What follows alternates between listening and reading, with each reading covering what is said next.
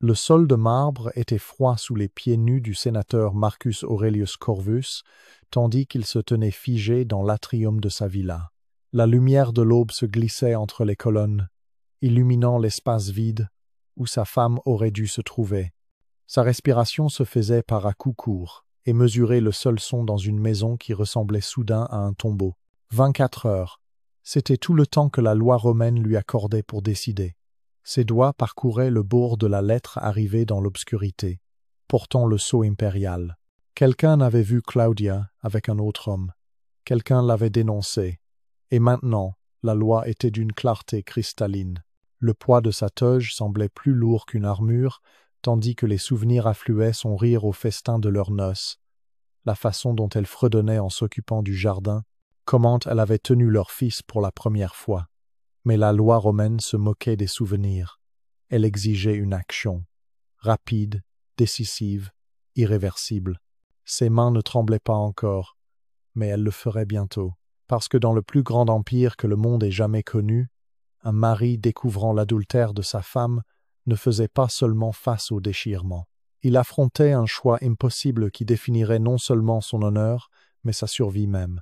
Il y a 24 heures, le plus grand empire de Rome semblait inébranlable. Ses légions contrôlaient le monde connu. Ses lois apportaient l'ordre au chaos. Son pouvoir semblait absolu. Mais ici, dans cet atrium silencieux, un homme découvrait la terrifiante vérité. Comment la plus puissante civilisation sur Terre avait-elle transformé l'amour en condamnation à mort? La réponse est enfouie dans des siècles de pouvoir, de tradition, et d'une transformation systématique de l'intimité humaine en outil de contrôle. Ce qui se passait dans les chambres romaines ne concernait pas seulement le désir. Il s'agissait d'un empire qui envahissait les moments les plus privés de la vie humaine et les transformait en affaires d'État. En l'an 14 après G.C., alors que l'empereur Auguste agonisait, il murmura quelque chose qui maudirait les chambres romaines pendant des siècles. Sa voix, à peine audible dans la chaleur estivale, porta des mots que ses plus proches conseillers auraient plus tard souhaité n'avoir jamais entendus. Les lois, elles ne doivent jamais être abrogées. La force de Rome réside dans sa vertu.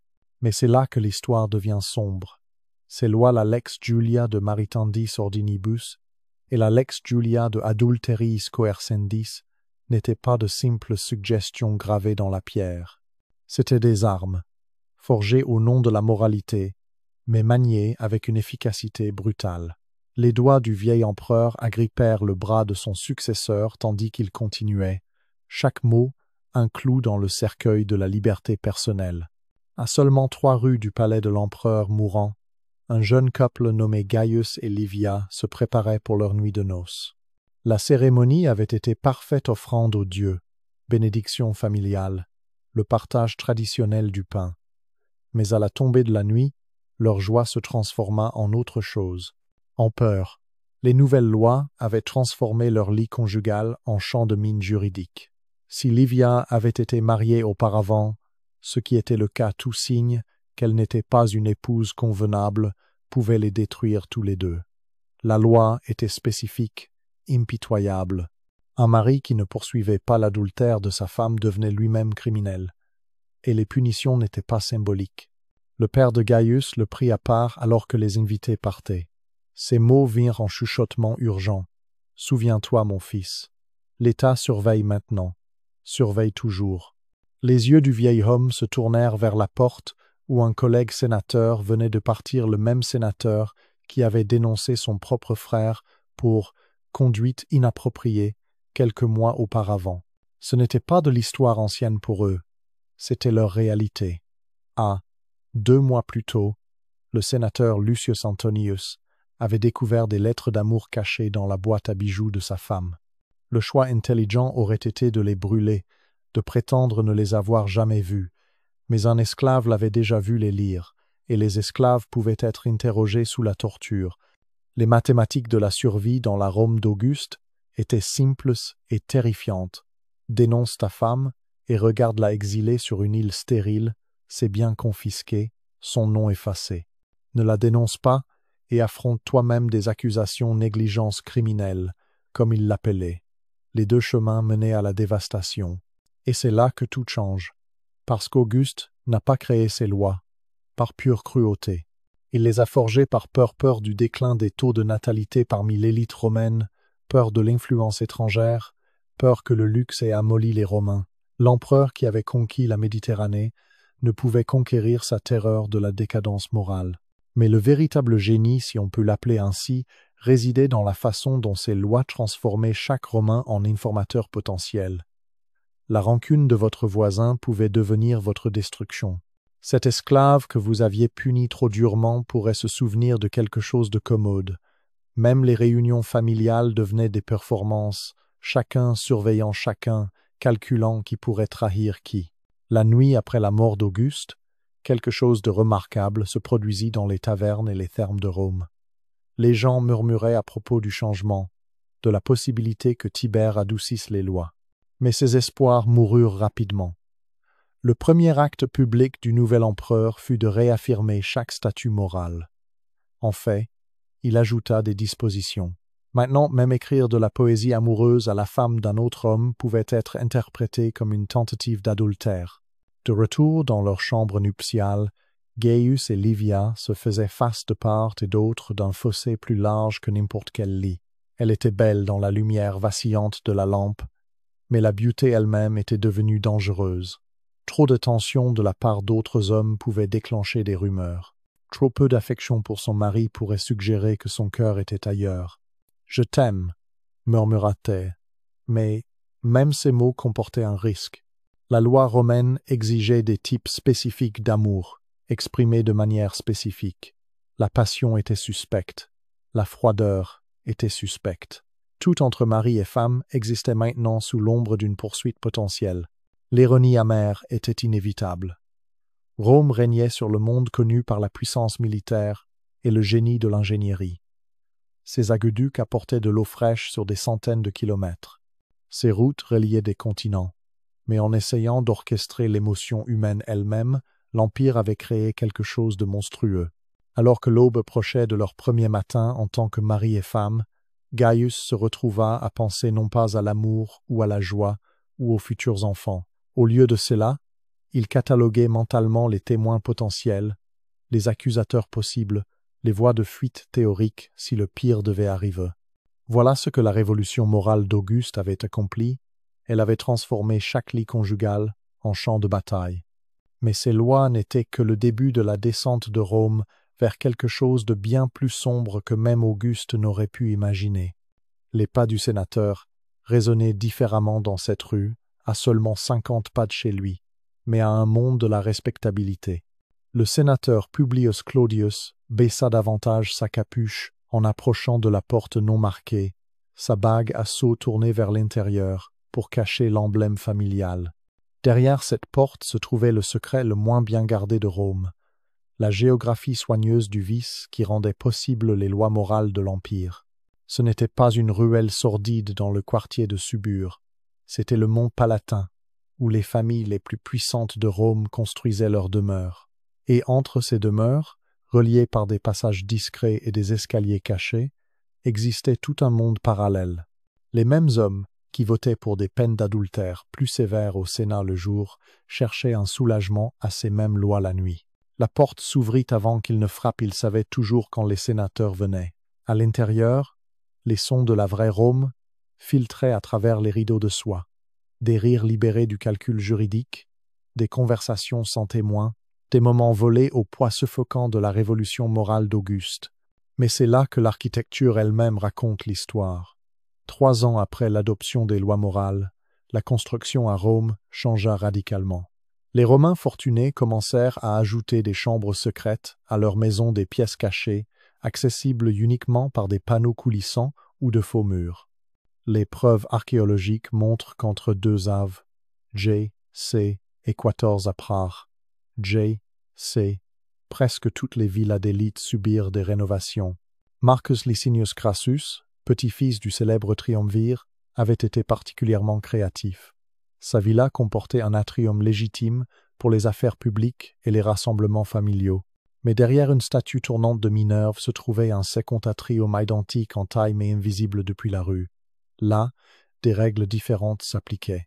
Ou plutôt, Aucune règle ne s'appliquait.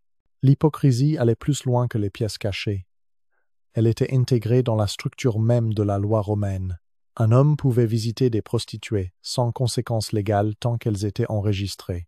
Mais montrer de l'affection à une femme mariée, même lui tenir la main lors d'un dîner, pouvait déclencher des poursuites. La loi n'exigeait pas la vertu, elle exigeait l'apparence de la vertu.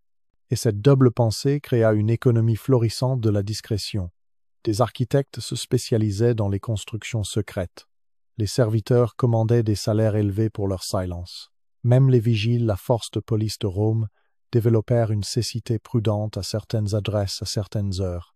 Le cas le plus révélateur fut celui de Julia, la propre fille d'Auguste. Alors que son père prêchait le renouveau moral et signait des lois exigeant la chasteté féminine, Julia organisait des fêtes légendaires qui l'auraient horrifiée. Où l'aurait-elle fait? Parce qu'Auguste savait. Tout le monde savait. Le propre palais de l'empereur présentait les mêmes innovations architecturales que toutes les autres maisons d'élite. Le silence autour du comportement de Julia dura précisément aussi longtemps qu'il resta privé. Mais quand des ennemis politiques le rendirent public, Auguste n'eut pas le choix. Sa propre fille, prise par ses propres lois. L'exil qui suivit ne choqua personne non pas à cause de son comportement, mais parce que quelqu'un avait osé le rendre visible. C'était l'accord tacite qui faisait fonctionner Rome. Les puissants pouvaient faire n'importe quoi tant qu'ils maintenaient la fiction. L'architecture de leur maison reflétait cela parfaitement, des visages publics cachant des réalités privées, des façades magnifiques dissimulant des secrets nécessaires. Mais maintenir cette double existence avait un prix. Le sénateur Claudius le découvrit en montant les escaliers cachés. Chaque marche nécessitait un calcul minutieux.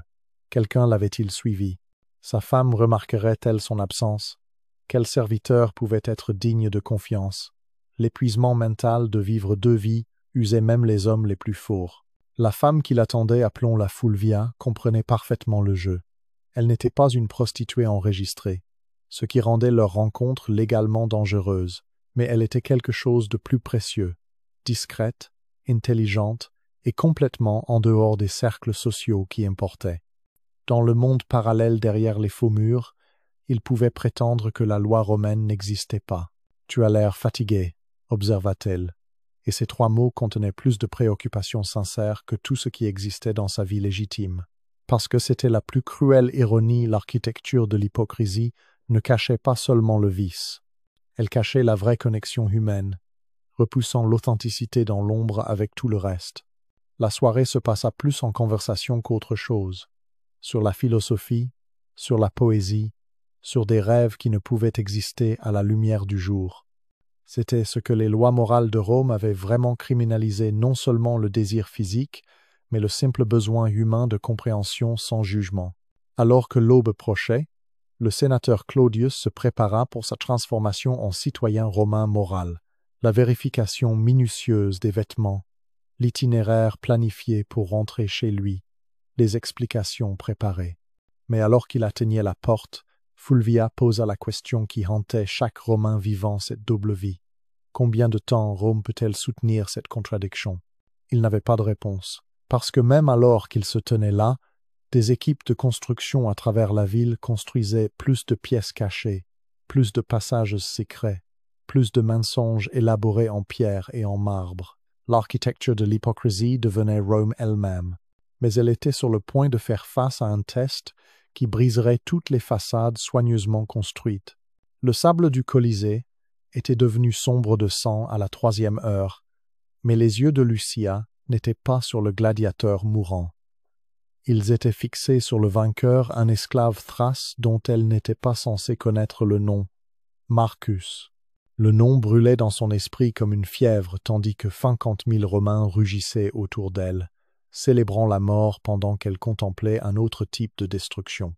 Son mari, le consul Gaius Brutus, était assis à côté d'elle à la place d'honneur, discutant des routes commerciales avec d'autres sénateurs, tandis qu'en dessous d'eux, des hommes se battaient pour leur vie.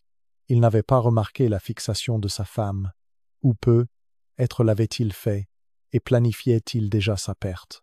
À Rome, on ne pouvait jamais être certain quels silences étaient innocents et lesquels étaient tactiques. Et c'est là que l'histoire révèle sa plaisanterie la plus sombre. Le même empire qui interdisait le regard d'une femme sur un autre citoyen célébrait son désir pour des esclaves qui tuaient pour le divertissement.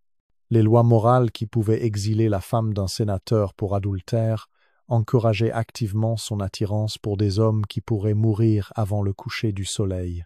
Le paradoxe allait plus loin que la simple hypocrisie. Il était orchestré.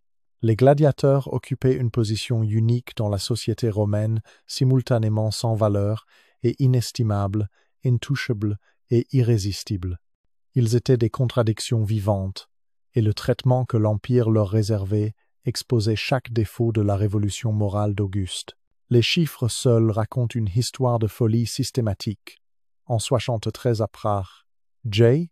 C., les registres montrent que plus de 3000 femmes romaines de la haute société assistaient régulièrement aux Jeux de gladiateurs. Non pas pour le sport bien qu'elles revendiquaient cette excuse, mais pour la proximité avec les seuls hommes de Rome qui existaient en dehors de la matrice suffocante de la loi et de la respectabilité. Mais c'est là que la cruauté devenait exquise. Une femme libre qui touchait un gladiateur ne commettait aucun crime, il était une propriété, pas une personne. Mais si ce même gladiateur gagnait sa liberté et qu'elle le touchait alors, tous deux faisaient face à l'exil ou à la mort. La loi transformait le statut humain en une arme qui pouvait s'activer rétroactivement. Lucia l'avait vu se produire. Le mois dernier seulement, son amie Claudia avait été surprise en quittant les casernes de gladiateurs à l'aube. L'enquête qui suivit révéla des années de visites, de cadeaux, de lettres toutes légales, quand Marcus Flavius était esclave, tout criminel au moment où il avait gagné son épée de bois de liberté 6 mois plus tôt. Le procès avait été rapide, impitoyable. Le mari de Claudia se tint devant le Sénat, la voix ferme alors qu'il condamnait sa femme. Non par cruauté ses larmes étaient réelles, mais par nécessité. La loi ne lui laissait pas le choix, la dénoncer ou la rejoindre en exil. La justice romaine exigeait qu'il choisisse la survie plutôt que l'amour. Et voilà Lucia assise, regardant sa propre destruction approcher avec chaque victoire que Marcus remportait. Il était trop bon, trop habile. 5 victoires de plus, et il gagnerait sa liberté. 5 victoires de plus, et leur situation impossible se transformerait de légalement permise à punissable de mort. La foule éclata tandis que Marcus levait son épée en triomphe. Une autre victoire, un autre pas vers le désastre.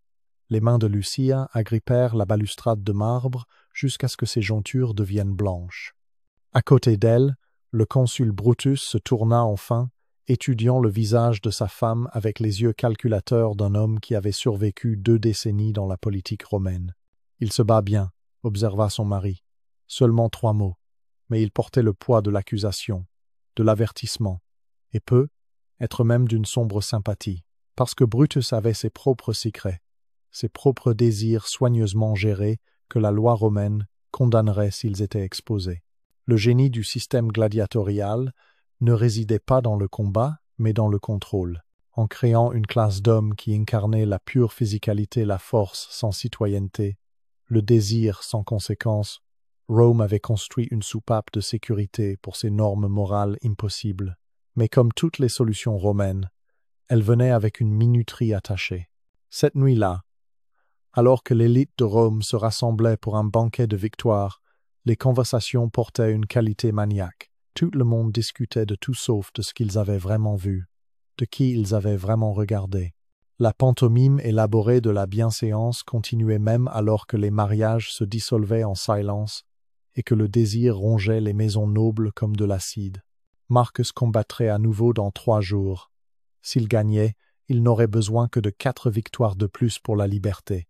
4 victoires de plus jusqu'à ce que Lucia affronte le même choix qui avait détruit le sénateur Corvus, Claudia et d'innombrables autres. Les mathématiques du destin étaient simples, inévitables. Mais quelque chose d'autre se construisait dans l'ombre du Colisée.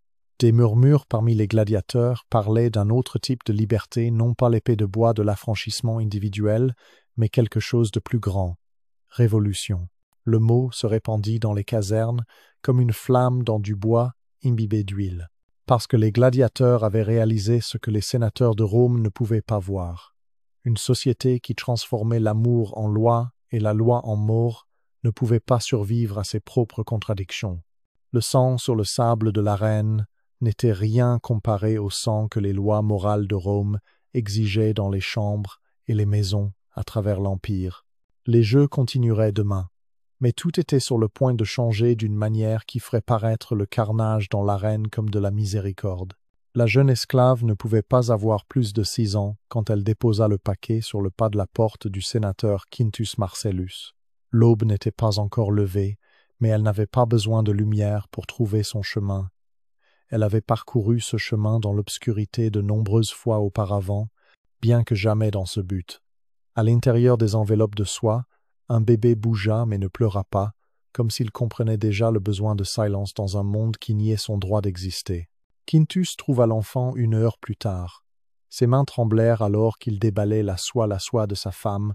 Nota-il, avec une reconnaissance amère. Les yeux du bébé étaient indubitables. Ses yeux, le même vert inhabituel qui avait marqué sa famille pendant des générations. Les mêmes yeux qui garantissaient maintenant la condamnation de cet enfant sous la loi romaine. Et c'est là que la législation morale de Rome révélait son tranchant le plus vicieux. Une loi conçue pour promouvoir les naissances légitimes avait créé toute une génération d'enfants qui existaient dans un vide juridique vivant mais non reconnu, romain mais pas citoyen, preuve de crimes qui pouvaient détruire des maisonnées entières. Les mathématiques de la cruauté étaient précises. Si Quintus reconnaissait l'enfant, il admettait l'adultère de sa femme, la jeune esclave appartenait à sa maisonnée, rendant tout enfant automatiquement preuve de l'échec de sa femme à maintenir la vertu. Mais s'il niait l'enfant, il devenait complice d'un infanticide potentiel. La loi romaine avait créé un piège sans issue. 3 portes plus loin, un autre sénateur faisait face au même rituel de l'aube. Puis un autre. La rue des Puissants était devenue une galerie de choix impossibles.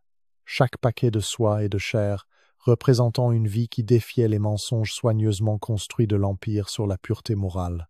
Mais voici ce que les histoires enregistrent rarement. Ces enfants ne disparaissaient pas simplement. Ils grandissaient dans l'ombre des maisons mêmes qui ne pouvaient pas les reconnaître.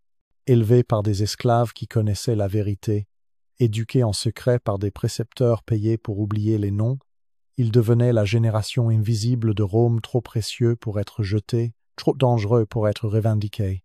Marc Aurèle, lui-même l'empereur philosophe, écrirait plus tard sur sa rencontre avec un homme qui ressemblait exactement à son grand-père.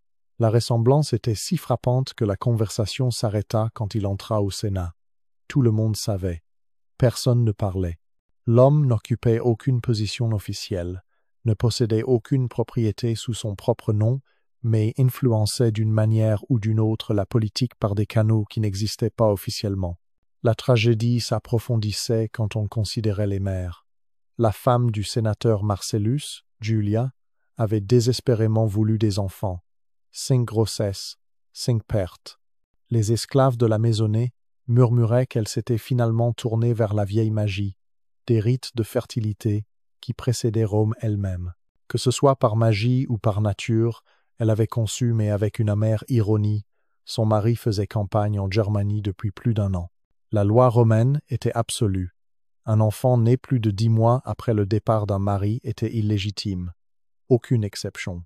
La précision de ce calendrier créait ses propres horreurs des femmes buvant des herbes pour retarder le travail, espérant que leur mari reviendrait à temps. D'autres provoquant l'accouchement prématurément, risquant leur vie pour s'inscrire dans la fenêtre légale. La solution de Julia avait été différente. Elle avait caché sa grossesse, prétexté une maladie, s'était retirée dans une villa de campagne. Quand l'enfant était venu, elle avait pris des dispositions avec son esclave la plus digne de confiance, une femme qui l'avait soignée à travers ses fausses couches, qui comprenait l'arithmétique désespérée de l'amour maternel contre la loi romaine. Maintenant, cet enfant gisait sur le pas de la porte, attendant un père qui ne pourrait jamais le reconnaître sans détruire sa mère. Quintus se tenait dans son atrium, le paquet dans ses bras, calculant les résultats comme un général planifiant des stratégies de bataille. Mais chaque chemin menait à des victimes. Le soleil montait plus haut, et il se tenait toujours là.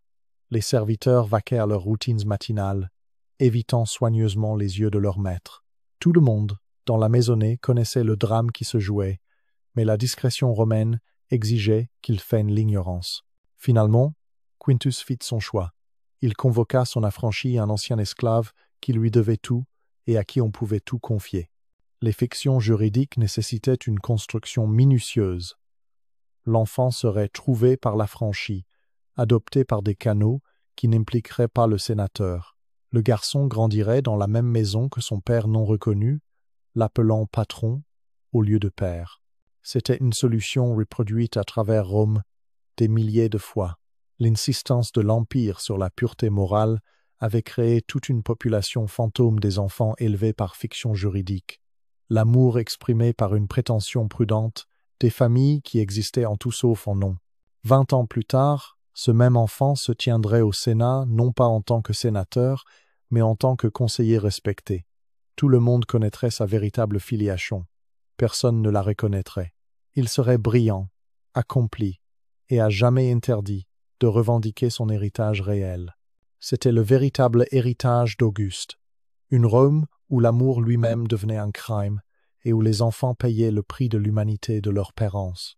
Mais les ombres s'allongeaient, et la génération invisible apprenait son propre pouvoir. Que se passerait-il quand ceux qui ne devraient pas exister décideraient de revendiquer leur place dans la lumière? La réponse ébranlerait les fondations de Rome plus qu'aucune invasion barbare. L'empereur Tibère posa sa coupe de vin avec un soin délibéré, ses yeux ne quittant jamais le jeune sénateur qui venait de finir de parler de réforme morale au Sénat. Le silence qui suivit était comme une lame contre la peau. Tout le monde, dans la salle à manger impériale, comprenait qu'ils assistaient soit à un courage remarquable, soit à une stupidité spectaculaire à la cour de Tibère. La distinction importait rarement. « Dis-moi, Cassius », la voix de l'empereur portait la douce menace d'une dague dégainée. Cette passion pour l'application des lois morales d'Auguste s'étend-elle à tout le monde? La question resta suspendue dans l'air parfumé comme de l'encens sur un bûcher funéraire, parce que tout le monde présent savait quelles activités remplissaient les nuits de Tibère à Capri. Tout le monde savait, et tout le monde prétendait ne pas savoir. Et c'était la contradiction ultime du pouvoir romain. Les mêmes lois, qui pouvaient détruire la femme d'un marchand pour un baiser volé, ne pouvaient pas toucher un empereur qui transformait sa retraite insulaire en ce que les historiens appelleraient délicatement un palais de plaisir. La bande pourpre de l'autorité impériale n'accordait pas seulement le pouvoir politique, elle créait une zone où la loi elle-même devenait sans signification. Mais c'est là que l'histoire devient plus sombre que même les historiens romains n'osaient l'enregistrer. Tibère n'ignorait pas seulement les lois morales, il les transformait en armes. Tout en se livrant à tous les appétits à Capri, il déchaînait simultanément des informateurs à travers Rome pour faire appliquer ces mêmes lois contre ses ennemis. Les excès personnels de l'empereur devenaient un outil de contrôle politique. Le sénateur Cassius apprit cette leçon en quelques jours.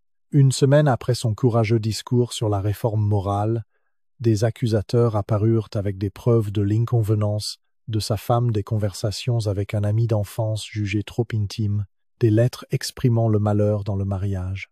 Les accusations étaient légères comme du papier de soie, mais sous les lois d'Auguste, elles étaient suffisantes. Le procès qui suivit révéla le génie de l'empereur pour la cruauté. Cassius faisait face à un choix impossible, défendre sa femme et contester les lois qu'il venait de louer, ou l'abandonner et se prouver hypocrite.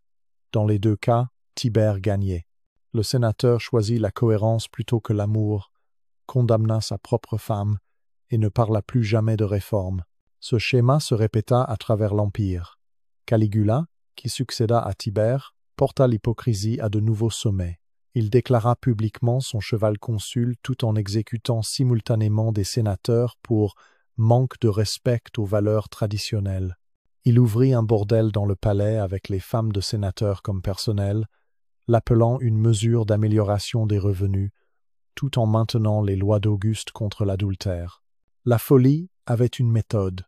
En rendant la loi elle-même absurde tout en exigeant une adhésion absolue à celle-ci, les empereurs créaient une population paralysée par l'incertitude. Quand la survie dépendait de la navigation dans des contradictions impossibles, personne n'avait d'énergie pour la rébellion. Claude essaya une approche différente, le détachement érudit.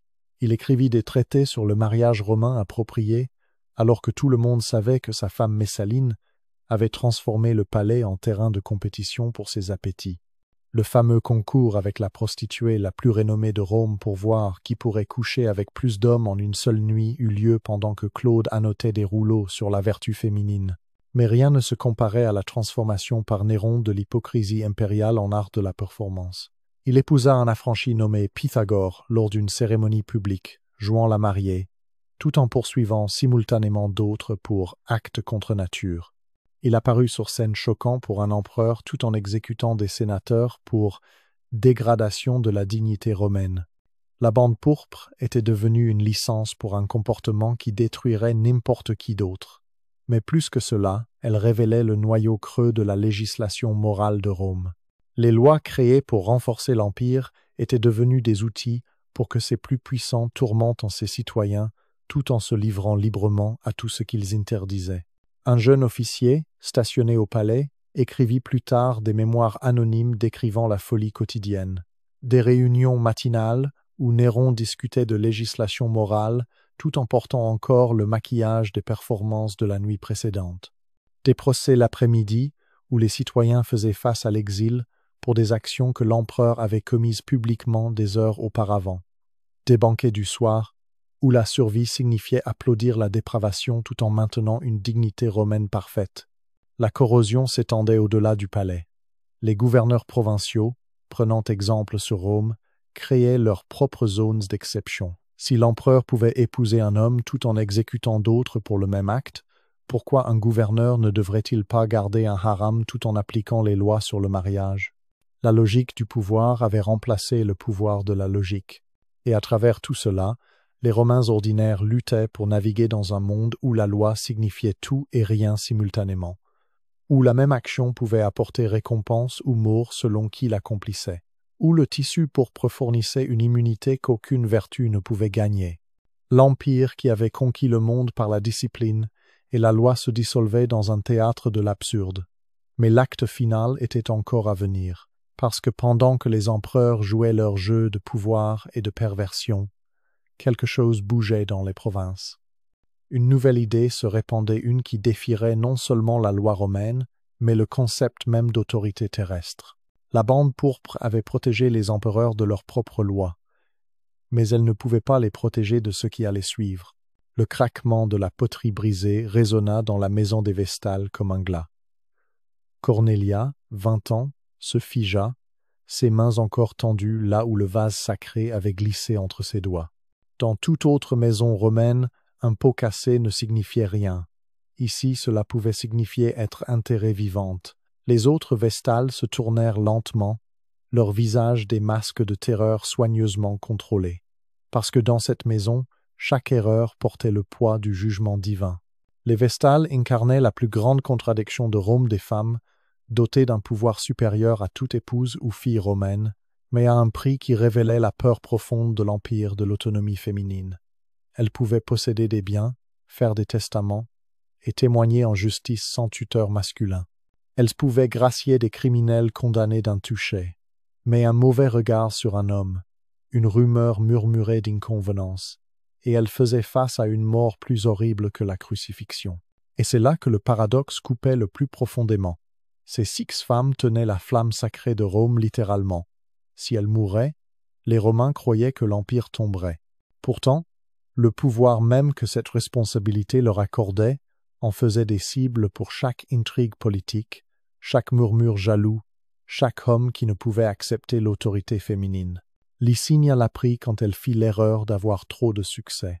En tant que Vestale, elle avait accumulé une vaste richesse grâce à des investissements prudents complètement légaux sous leur privilège unique.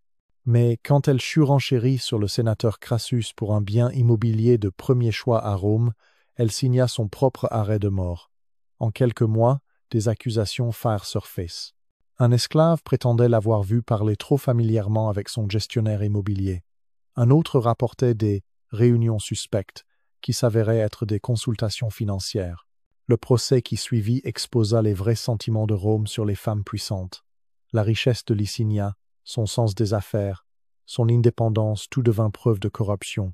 Comment une femme pouvait-elle accumuler une telle fortune sans vendre la seule monnaie que les Romains croyaient que les femmes possédaient?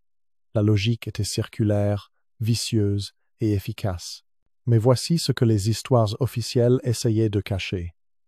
Le vrai crime des Vestales n'était pas l'inconvenance sexuelle, c'était d'exister en dehors du contrôle masculin. Ces femmes se déplaçaient dans Rome avec des libertés qui faisaient pleurer d'envie les épouses de sénateurs. Elles assistaient au théâtre sans mari. Elles marchaient dans les rues sans garde. Elles prenaient des décisions sans permission. La punition pour avoir rompu leurs vœux révélait la profondeur de l'anxiété romaine. Pas l'exil, comme les épouses adultères. Pas l'exécution, comme les hommes traîtres. Mais quelque chose d'uniquement horrible être enterrée vivante dans une chambre souterraine avec une miche de pain, une lampe et un lit. La prétention qu'elle n'était pas exécutée, simplement envoyée à la déesse, rendait la cruauté exquise. Cornelia connaissait ces histoires alors qu'elle regardait la poterie brisée. Chaque Vestale les connaissait. Elle les murmurait dans les dortoirs la nuit non pas comme des avertissements, mais comme des rappels de ce que leur pouvoir coûtait. La flamme qu'elles entretenaient n'était pas seulement le feu sacré de Rome, c'était le poids brûlant d'attentes impossibles. L'enquête sur le vase brisé serait approfondie, exhaustive. Non pas parce que quiconque croyait que Cornelia avait commis un sacrilège, mais parce que le système exigeait une performance. Elle serait interrogée sur ses rêves, ses pensées, chaque interaction avec des prêtres masculins. Le rituel de suspicion importait plus que la culpabilité réelle. 3 mois plus tard, une autre Vestale fit face à de vraies accusations. Emilia avait été vue en train de sourire à un gladiateur pendant les jeux. Juste sourire. Mais dans l'arithmétique de la justice romaine, le sourire d'une Vestale portait plus de poids que le serment d'un sénateur. Le procès devint un spectacle de preuves fabriquées et de témoignages préparés. La nuit avant le verdict, quelque chose d'inédit se produisit. Les 5 autres Vestales apparurent devant le Sénat, non pas pour plaider la clémence, mais pour exiger justice. Elles utilisèrent chaque privilège légal que leur position accordait, tournèrent chaque loi romaine à leur avantage. Si Emilia était coupable, argumentèrent-elles, alors examinez les preuves correctement. Interrogez les accusateurs sous la torture, comme la loi l'exigeait pour le témoignage d'esclaves. Enquêtez sur le sénateur qui avait porté des accusations. Quel avantage politique gagnait-il en détruisant une Vestale? Le Sénat recula. Les femmes n'étaient pas censées comprendre la loi aussi bien, utiliser le pouvoir aussi efficacement. Mais les Vestales avaient passé des décennies à étudier plus que des rites sacrés. Elles avaient appris le mécanisme de la justice romaine, et maintenant elles le retournaient contre lui-même. Emilia fut acquittée de justesse, mais la victoire avait un prix. Le Sénat adopta de nouvelles restrictions sur les mouvements des Vestales, de nouvelles surveillances sur leurs activités. Le paradoxe s'approfondissait. Plus elles maniaient leur pouvoir avec compétence, plus Rome les craignait. Dans la maison des Vestales, Cornelia balaya la poterie brisée de ses propres mains, une tâche généralement laissée aux esclaves. Mais elle voulait sentir les bords tranchants, se souvenir du poids de la fragilité. Chaque tesson lui rappelait qu'elle vivait sur le fil du rasoir entre pouvoir et destruction. La flamme sacrée continuait de brûler, entretenue par des femmes qui existaient dans l'espace entre déesses et prisonnières. Mais des fissures se formaient dans plus que de la poterie. Les contradictions qui tenaient Rome ensemble commençaient à la déchirer. La plaque de bronze à l'extérieur de l'établissement de Claudia brillait au soleil du matin, fraîchement polie et parfaitement légale. Autorisée par l'édile, proclamait-elle, faisant d'elle l'une des prostituées enregistrées de Rome un statut qui la protégeait et la condamnait simultanément. Elle ajusta la toque jaune qui marquait sa profession, la loi exigeant qu'elle annonce ce que les épouses de sénateurs faisaient en secret. L'ironie ne lui échappait pas, elle était l'honnête. Marcus Calvus, le percepteur d'impôts, arrivait précisément à l'aube comme il l'avait fait chaque mois depuis 3 ans. Pas pour des services, il avait une femme et les anxiétés romaines habituelles sur la bienséance. Il venait pour les registres soigneux que Claudia maintenait, les noms et transactions enregistrées qui faisaient fonctionner l'hypocrisie morale de Rome. Parce que la prostitution n'était pas seulement légale à Rome, elle était essentielle au maintien du système même qui prétendait la mépriser. et c'est là que la relation de l'Empire avec la chair révèle sa vraie nature. Rome ne réglementait pas la prostitution par tolérance, mais par nécessité. Chaque prostituée enregistrée représentait une soupape de sécurité, un exutoire sanctionné qui permettait aux exigences impossibles des lois morales d'Auguste de fonctionner sans exploser. L'État qui exilait les épouses pour adultère autorisait les femmes à le commettre professionnellement. Les chiffres racontent leur propre histoire. En 73 après G.C., Rome avait 45 bordels enregistrés dans les murs de la ville, mais ce n'était que le décompte officiel. Derrière les thermopoliums et les fouleries, dans les étages supérieurs des insulets, dans les arrière-salles des tavernes, la vraie économie prospérait. Des estimations prudentes suggèrent qu'une femme romaine sur 10 secondes engageait dans une forme d'intimité transactionnelle. Mais voici ce qui rendait le système vraiment insidieux. L'enregistrement lui-même devenait une arme. Une fois que le nom d'une femme apparaissait sur les rôles, elle ne pouvait jamais l'enlever. Le mariage devenait impossible.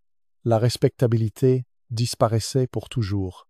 La toge jaune n'était pas seulement une identification, c'était une condamnation à vie. Claudia l'avait appris par expérience amère. Il y a 5 ans, elle était la fille d'un marchand fiancé à un jeune tribun.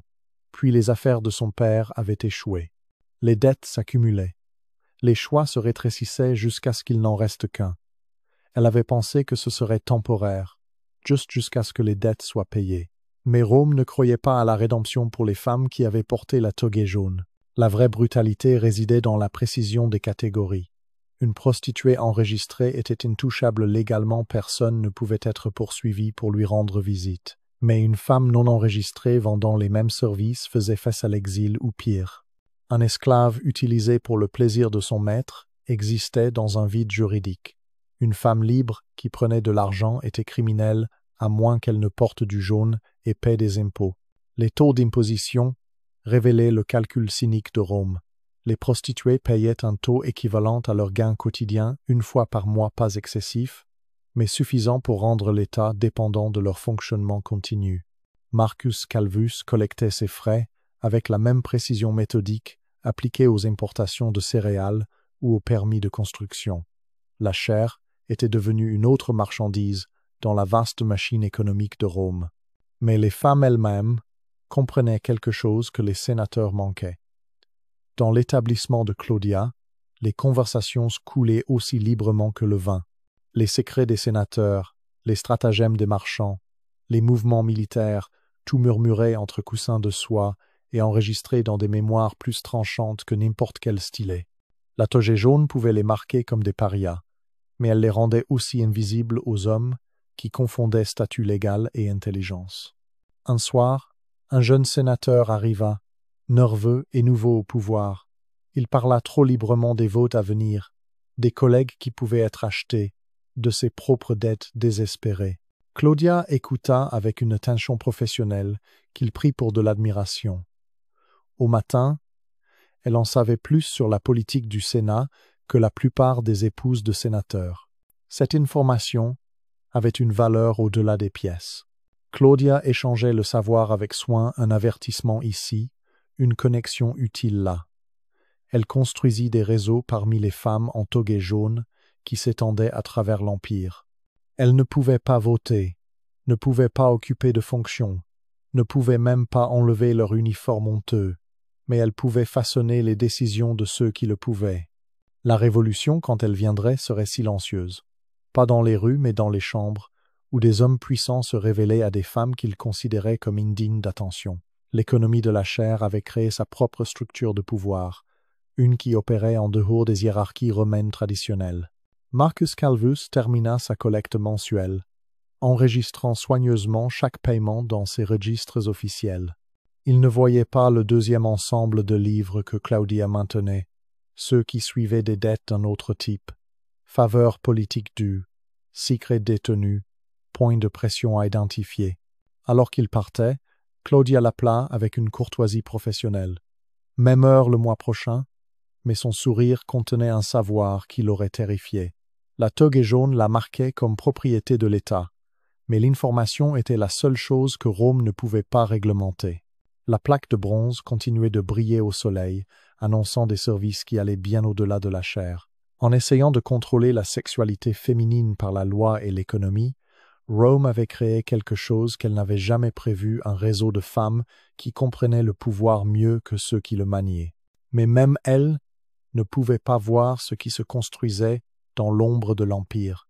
La danse syrienne se termina par une volée de soie et de parfums de jasmin, laissant le sénateur Gaius Maximus sans souffle dans sa salle à manger. Ses invités applaudirent poliment, mais leurs yeux trahissaient une faim qui n'avait rien à voir avec le festin du soir. La danseuse, son nom était Amara, bougeait avec une fluidité qui faisait paraître les femmes romaines sculptées dans le marbre. Et c'était précisément le problème. Elle représentait tout ce que les lois morales d'Auguste étaient conçues pour empêcher. La femme du sénateur, Julia, regardait depuis son divan avec le sourire figé d'une femme calculant les mathématiques sociales. Inviter des artistes orientaux était à la mode, tout le monde le faisait. Mais la mode et la loi se croisaient dangereusement, quand la sensualité étrangère rencontrait l'anxiété romaine. Un mauvais mouvement, un regard mal interprété, et le divertissement devenait preuve. Et c'est là que la terreur de Rome envers l'étranger devient visible. Le même empire qui conquit la Méditerranée, qui absorba les dieux et les coutumes de son peuple, tremblait devant la possibilité que les femmes romaines puissent apprendre des danses syriennes ou des mystères égyptiens. Chaque navire, venant de l'Est, apportait des marchandises que Rome voulait désespérément, et des idées qu'elle craignait désespérément. La peur avait des racines dans la conquête elle-même. Alors que les légions marchaient vers l'Est, elles rencontrèrent des civilisations où les femmes n'étaient pas des propriétés mais des prêtresses, où le plaisir n'était pas une honte mais un sacrement. La fameuse Cléopâtre avait montré ce qui se passait quand le pouvoir féminin oriental rencontrait l'ambition romaine. L'Empire n'oublia jamais cette leçon. Mais voici ce que les législateurs moraux ne pouvaient pas arrêter. La culture coule comme l'eau, trouvant chaque fissure dans les murs légaux. Les matrones romaines pouvaient être interdites de participer aux rites orientaux, mais elles pouvaient embaucher des servantes étrangères qui murmuraient d'autres possibilités. Elles pouvaient visiter des thermes où des préposées syriennes offraient plus que de l'huile et des strigiles. Elles pouvaient apprendre que d'autres empires avaient d'autres règles. Amara comprenait cela parfaitement alors qu'elle rassemblait ses soies après la performance. 3 épouses de sénateurs l'avaient déjà approchée au sujet de cours de danse privés. Leur demande venait envelopper d'euphémismes. Mais le désir était clair: apprendre des mouvements que la tradition romaine n'avait jamais imaginés, explorer des libertés que leur corps avait été entraîné à rejeter. Les leçons, quand elles eurent lieu, se déroulèrent dans des espaces soigneusement neutres, pas dans les maisons romaines où les esclaves pourraient être témoins, mais dans des chambres louées près du quartier étranger. Là, les femmes romaines se débarrassaient de plus que leur stolae. Elles abandonnaient les postures rigides de la bienséance, découvraient des muscles qu'on leur avait appris à ignorer, trouvaient des rythmes qui précédaient les certitudes concrètes de Rome. Une étudiante, Livia Drusilla, se révéla particulièrement apte. En quelques mois, elle bougeait avec une grâce qui la transformait d'ornement de sénateur en quelque chose de plus dangereux, une femme romaine qui avait appris la confiance étrangère. Son mari le remarqua, bien sûr. Sa façon de marcher avait changé, sa façon de le regarder avait changé. Tout en elle suggérait qu'elle avait découvert quelque chose au-delà de son contrôle. La confrontation eut lieu lors d'un banquet public. Livia arriva vêtue à la romaine, mais bougeant avec une fluidité syrienne. Les conversations s'arrêtèrent, les femmes regardaient fixement, les hommes se déplaçaient mal à l'aise. Sans dire un mot, elle avait déclaré son indépendance de la politique corporelle romaine. La fureur de son mari n'était égalée que par sa peur qu'avait-elle d'autre appris dans ses leçons étrangères. La réponse le terrifiait plus que l'adultère. Elle avait appris que les restrictions romaines sur le mouvement, le plaisir et le pouvoir féminin n'étaient pas une loi naturelle, mais un choix culturel. En Syrie, les femmes possédaient des biens sans tuteur masculin. En Égypte, elles initiaient le divorce. En partie, elles montaient à cheval et géraient des domaines. Chaque leçon de danse étrangère était une leçon de géographie sur des possibilités alternatives. La réponse de Rome fut prévisible et brutale. De nouvelles lois restreignaient les artistes étrangers. Les douaniers reçurent l'ordre de fouiller les navires entrant à la recherche de matériaux corrupteurs, qui signifiait toujours d'une manière ou d'une autre des articles associés à l'autonomie féminine. Les textes médicaux égyptiens sur la contraception disparurent. L'encens syrien associé à certains rites de déesses devint de la contrebande. Mais le mal était fait. Les femmes romaines avaient goûté à la possibilité. Dans les thermes et les chambres, elles pratiquaient des mouvements appris de servantes étrangères. Elles murmuraient des mystères qui précédaient Jupiter. Elles découvraient que leur corps pouvait être des instruments de joie plutôt que de simples devoirs. Le contre-coup créa ses propres contradictions. Les sénateurs qui dénonçaient publiquement la corruption orientale collectionnaient en privé l'art égyptien. Les mêmes hommes qui votaient pour restreindre les danses étrangères gardaient des maîtresses syriennes. Rome voulait les trésors de la conquête sans la transformation qu'elle apportait. Amara continua ses performances, soigneusement légales, mais subtilement subversives. Chaque danse était un rappel que les règles rigides de Rome étaient un choix parmi tant d'autres. Chaque mouvement suggérait que les cours des femmes pouvaient raconter des histoires différentes de celles que la loi romaine inscrivait. Dans l'ombre de la subure, les écoles de danse étrangères se multipliaient plus vite que les autorités ne pouvaient les fermer. Les femmes romaines apprenaient des mouvements de mains perses qui parlaient plus fort que les mots, des rotations de hanches égyptiennes qui défiaient chaque statut de vertu matronale, des pas syriens qui faisaient paraître les sols de marbre comme des chaînes. L'empire qui régnait sur le monde physique perdait le contrôle de l'imagination. Et une fois que les femmes romaines s'imaginaient différemment, aucune loi ne pouvait les faire oublier. L'étranger était devenu familier, et le familier était devenu insupportable. Le changement arrivait, coulant comme de la soie sur la peau, inévitable comme la marée orientale. Tertius colla son oreille contre la porte de la chambre, non par curiosité, mais par instinct de survie. 20 ans d'esclavage dans la maisonnée du sénateur. Brutus lui avait appris que l'ignorance pouvait être aussi fatale que la connaissance. Les voix à l'intérieur montaient et descendaient le baryton distinctif de son maître, le rire nerveux d'une femme, puis des sons qui firent fermer les yeux à Tertius et calculer les distances jusqu'aux sorties. Parce que quand des Romains puissants brisaient leurs propres lois, les esclaves devenaient soit des complices, soit des cadavres. L'équation amère était simple. La loi romaine considérait les esclaves comme des biens, pas des témoins. Ils ne pouvaient témoigner en justice que sous la torture. Mais ces mêmes non-personnes voyaient tout, entendaient tout et se souvenaient avec la clarté qui vient de vivre à une erreur de la mort. Chaque grande maison romaine était dotée de personnes qui connaissaient suffisamment de secrets pour détruire l'Empire, mais dont le statut légal les rendait sans voix. Et cela créait le paradoxe le plus dangereux de Rome. Les lois morales qui gouvernaient les citoyens dépendaient d'êtres qui n'existaient pas légalement pour maintenir la fiction. Quand le sénateur Brutus rencontrait la femme de son collègue en secret, Tertius arrangeait les réunions. Quand des lettres devaient disparaître, des mains d'esclaves les brûlaient. Quand des alibis nécessitaient une construction, les esclaves fournissaient l'architecture des mensonges. Mais c'est là que le système révélait son défaut fatal. Les esclaves pouvaient être légalement sans voix, mais ils n'étaient pas sans pouvoir. L'information était une monnaie dans l'économie souterraine de Rome, et ceux qui ne pouvaient pas parler en justice parlaient couramment en murmures. Un réseau existait sous les sols de marbre des esclaves, échangeant des secrets comme des marchands échangeaient des marchandises.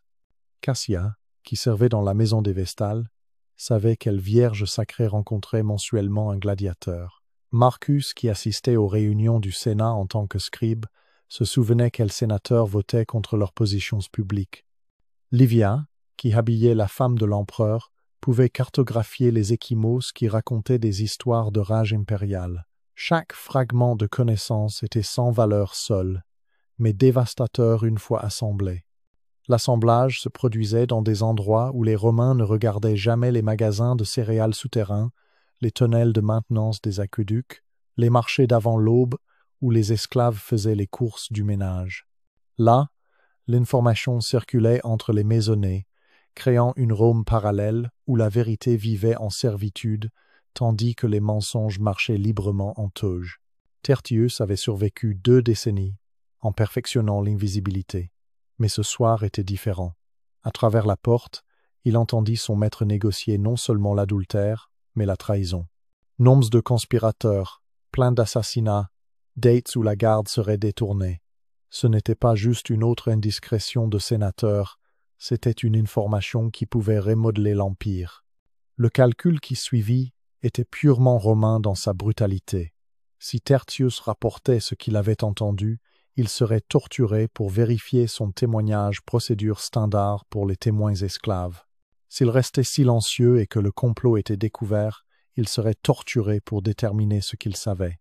S'il avertissait la victime visée, il aurait besoin de preuves, ce qui signifiait que d'autres esclaves seraient torturés. Chaque chemin passait par la douleur. Mais Tertius avait des ressources que son maître ne soupçonnait jamais. L'alphabétisation, apprise en secret d'un esclave grec qui avait été enseignant avant sa capture. Des connexions à travers le réseau d'esclaves de Rome, construites au fil des années de culture soigneuse. Et le plus dangereusement, une mémoire entraînée par la survie à ne rien oublier. Il fit son choix. Non pas de rapporter par les canaux officiels cette voie ne menait qu'à la mort.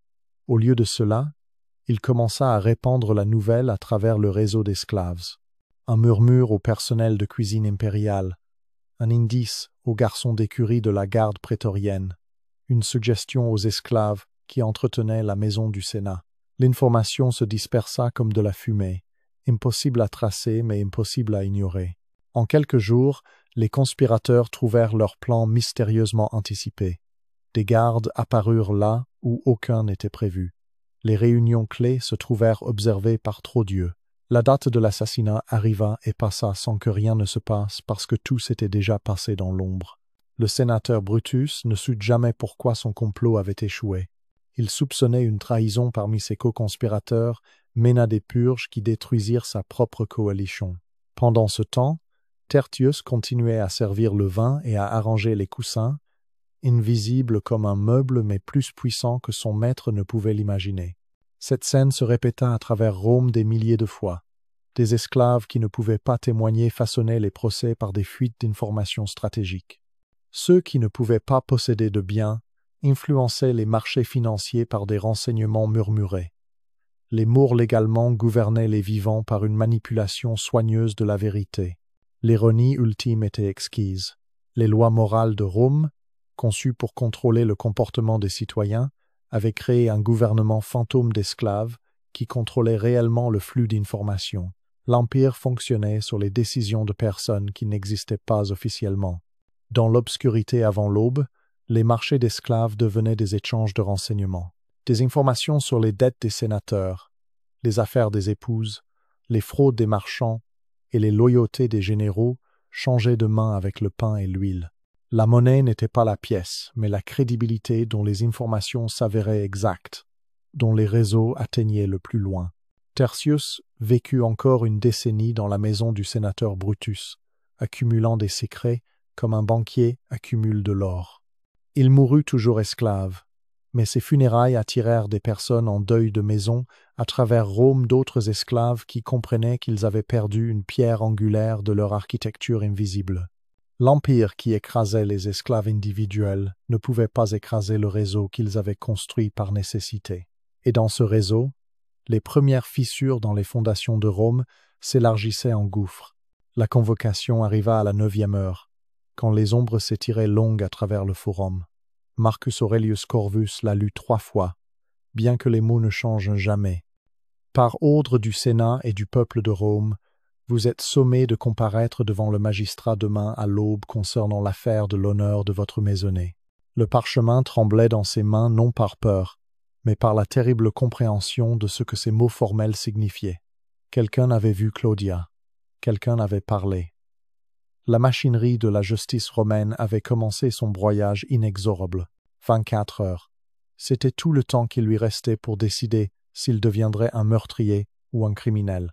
La loi romaine était précise dans sa cruauté. Un mari qui découvrait l'adultère de sa femme avait exactement un jour pour agir, la poursuivre ou faire face à des poursuites lui-même. Le choix qui avait semblé théorique quand il avait voté pour ces lois au Sénat pressait maintenant contre sa gorge comme une lame. Et c'est là,